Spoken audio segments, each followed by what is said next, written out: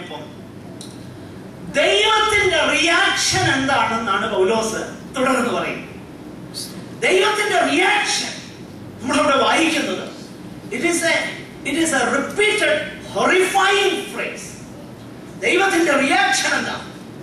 24ാമത്തെ വാക്യത്തിൽ നമ്മൾ വായിച്ച, അതുകൊണ്ട് ദൈവം അവരെ തങ്ങളുടെ ഹൃദയങ്ങളിലെ മോഹങ്ങളിൽ സ്വന്തം ശരീരങ്ങളെ തമ്മിൽ അവമാനിക്കേണ്ടതിന് അശുദ്ധിയിൽ ഏൽപ്പിച്ചു.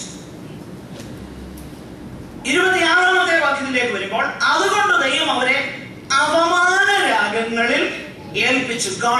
God abandoned them to shameful lust.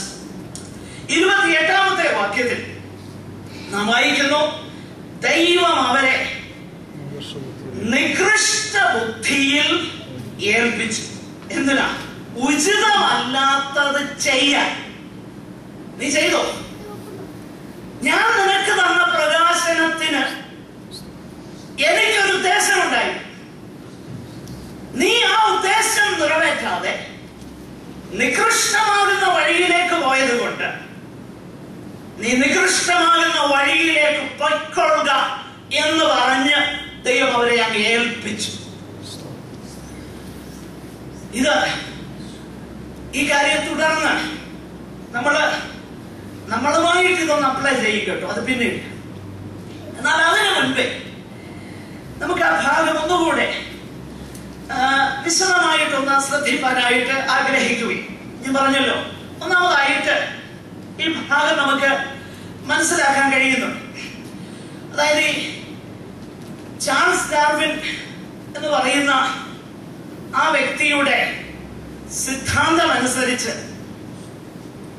മനുഷ്യൻ ചെറിയ അല്ലെങ്കിൽ നികൃഷ്ടമാകുന്ന അവസ്ഥയിൽ നിന്ന് പരിണമിച്ച് ഇവോൾവ് ചെയ്ത് ഇപ്പൊ ആയിരിക്കുന്ന അവസ്ഥയിലേക്ക് അല്ലെങ്കിൽ ഉന്നതമാകുന്ന അവസ്ഥയിലേക്ക് വന്നു എന്നുള്ളതാണ് basically, if I am not wrong, the evolution theory.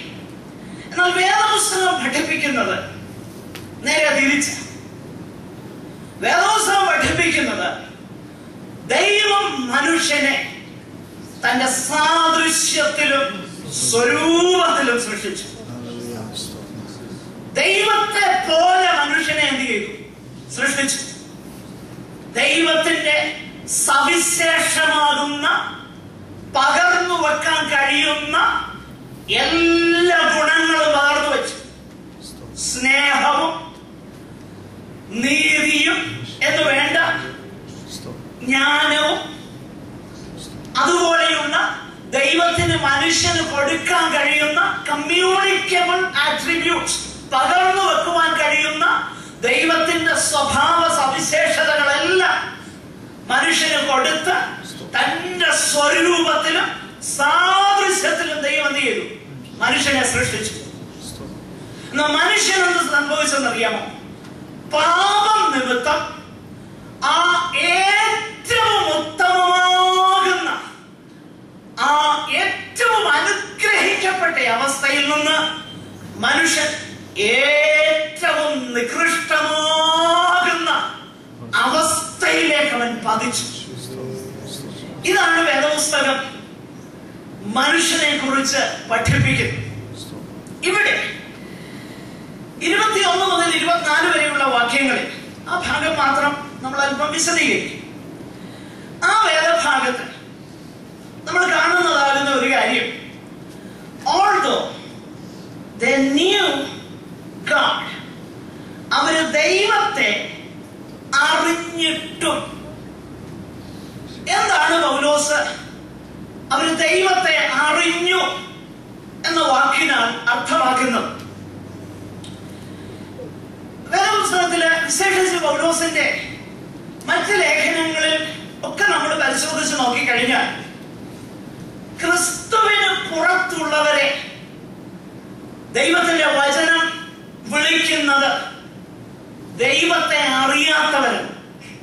1-2 വാക്യങ്ങളൊന്ന് വായിക്കും. ഗലാത്യർ 4:8.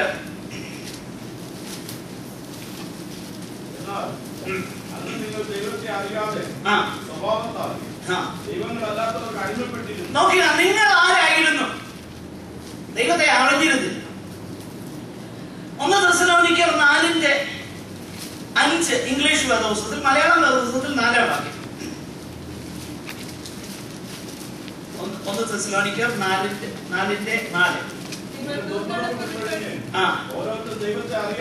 ദൈവത്തെ അറിയാത്ത ജാതികളെ പോലെ. അപ്പൊ ജാതികളുടെ പ്രധാനപ്പെട്ട സ്വഭാവം എന്തോ? അവർക്ക് ദൈവത്തെ അറിവില്ല. തെസ്സലോനിക്കരുടെ 2-ാം ലേഖനത്തിലും ഇത് തന്നെ വായിക്കുന്നുണ്ടോ? 1-ാം അധ്യായം അതിന്റെ 8-ാം വാക്യവും മലയാളം വേദപുസ്തകത്തിൽ 7-ാം വാക്യം. ദൈവത്തെ അറിയാത്തവർക്ക്. നോക്ക്, അപ്പം ക്രിസ്തുവിന് പുറത്തുള്ളവരെ വേദപുസ്തകം വിളിക്കുന്നത് ദൈവത്തെ അറിയാത്തവർ. അങ്ങനെയെങ്കിൽ പൗലോസ് ഇവിടെ അവർ ദൈവത്തെ അറിഞ്ഞു എന്ന വാക്കിന് എന്താ അർത്ഥമാക്കുന്നത്? ഇവിടെ അവർ ദൈവത്തെ അറിഞ്ഞു എന്ന വാക്കിന് ഇവിടെ നമ്മൾ മനസ്സിലാക്കുന്നത് ദൈവത്തെ കുറിച്ച് പൊതുവായിട്ടുള്ള അറിവ് ദൈവം അവർക്ക് കൊടുത്തു. 19-ാം സങ്കീർത്തനം 1 മുതൽ 6 വരെയുള്ള വാക്യങ്ങളിൽ നമ്മൾ വായിക്കുന്ന ആ ജനറൽ റെവലേഷനെ കുറിച്ചാണ് പൗലോസോട് പറയുന്നത്. കാരണം അത് മോളിൽ പറയുന്നല്ലോ, അവന്റെ സൃഷ്ടി,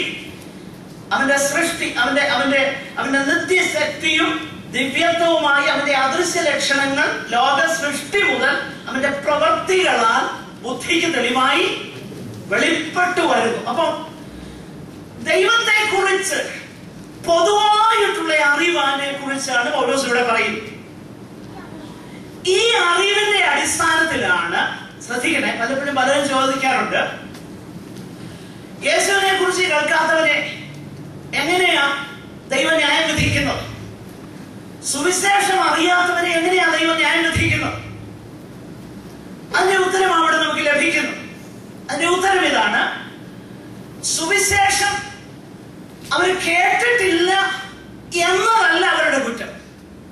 നേരെ മറിച്ച് അവർക്ക് ലഭിച്ചതാകുന്ന ദൈവിക അറിവിന് അവർ റെസ്പോണ്ട് ചെയ്തില്ല. ഇൻ അതർ വേർഡ്സ്, ഈ അറിവ് ന്യായവിധിക്കുള്ളതാകുന്ന ഒരു അടിസ്ഥാനമായിട്ട് മാത്രം നിൽക്കുകയാണ്. അതുകൊണ്ടാണ് നമ്മൾ സുവിശേഷം പറയേണ്ടത്. കാരണം സുവിശേഷം കേൾക്കാത്തവരും യേശുവിനെ കുറിച്ച് കേൾക്കാത്തവരും എല്ലാവരും, ഒരു മലയാളത്തിലെ ഒരു പഴയ പാട്ടുണ്ടല്ലോ, വിധിയുടെ വിശാല താഴ്വരയിൽ ബഹുസഹസ്രം പേർ സമൂഹമായി വിനാശകർത്തം ഊഹിടുവാനായി വഞ്ചിതരായി പ്രയാണം ചെയ്തുകൊണ്ടിരിക്കുക. അതുകൊണ്ട് നമ്മുടെ ഉത്തരവാദിത്വം എന്താ? സുവിശേഷം പറയുക എന്നുള്ളതാണ്. പ്രിയമുള്ളവരെ, സകല മനുഷ്യർക്കും അവരെ ദൈവം ന്യായം വിധിക്കുവാൻ, അവരെ ശിക്ഷ വിധിക്കുവാനുള്ള അറിവ് ദൈവം അവർ കൊടുത്തു. ഈ അറിവിനെ കുറിച്ചാണ് പൗലോസ് ഈ വേദഭാഗങ്ങളിലെ താൻ വ്യക്തമാക്കുന്നത്. എന്നാൽ ഈ അറിവിന് അനുസൃതമായിട്ട് അവര് അതിന് പ്രതികരിച്ചില്ല എന്നുള്ളത് 21-ാമത്തെ വാക്യത്തിൽ നമ്മൾ വായിക്കുന്നു. അവർ ദൈവത്തെ അറിഞ്ഞിട്ടും അവനെ ദൈവം ഓർത്ത് മഹത്വീകരിക്കുകയോ നന്ദി കാണിക്കുകയോ ചെയ്യാതെ തങ്ങളുടെ നിരൂപണങ്ങളിൽ വ്യർത്ഥരായി തീർന്നു. അവരുടെ വിവേകമില്ലാത്ത ഹൃദയം ഇരുണ്ടുപോയി. ജ്ഞാനികൾ എന്ന് പറഞ്ഞുകൊണ്ട് അവർ മൂഢരായി പോയി. ഇതേ ചിന്ത തന്നെയാണ് എഫേസ്യ ലേഖനം 4-ാം അധ്യായം അതിന്റെ 17-18 വാക്യങ്ങളിൽ പൗലോസ് ശ്ലീഹ രേഖപ്പെടുത്തുന്നത്. ഒന്ന് വായിക്കാമോ? എഫേസ്യ ലേഖനം 4-ാം അധ്യായം അതിന്റെ 17-18 വാക്യങ്ങൾ. ഞാൻ കർത്താവിൽ സാക്ഷീകരിച്ചു പറയുന്നത് എന്തെന്നാൽ, ജാതികൾ തങ്ങളുടെ ബദ്ധബുദ്ധി അനുസരിച്ച് നടക്കുന്നത് പോലെ നിങ്ങൾ ഇനി നടക്കരുത്. അവർ അന്ധബുദ്ധികളായി അജ്ഞാന നിമിത്തം, ഹൃദയ കാഠിന്യ നിമിത്തം തന്നെ ദൈവത്തിന്റെ ജീവനിൽ നിന്ന് അകന്ന് മനം തഴമ്പിച്ചു പോയവരാകും. നോക്കുക, അവർ ദൈവത്തിന്റെ ജീവനിൽ നിന്ന്, ദൈവത്തിന്റെ